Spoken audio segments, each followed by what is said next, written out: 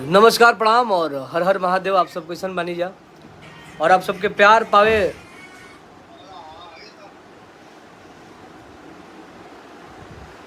आप सबके प्यार हमेशा हमरा मिलेला। और आज जौन हमार गाना आइल बा हमारे दिल के करीब गाना बा और शायद लोग के जैसन भी लागे, लेकिन ये गाना से हम अगर लाइफ में मैंने अभी तक कम से कम 400 से 500 गाना हमने गाए हैं और कहीं ना कहीं सबसे ज़्यादा कोई गाना मुझे अच्छा लगा हो तो ये गाना है। भाई अब इसे बंद करो। जय हो जय हो जय हो यादो माफिया। जॉनी चुप कर पागला रे आया जो पगल के रोले बेदे।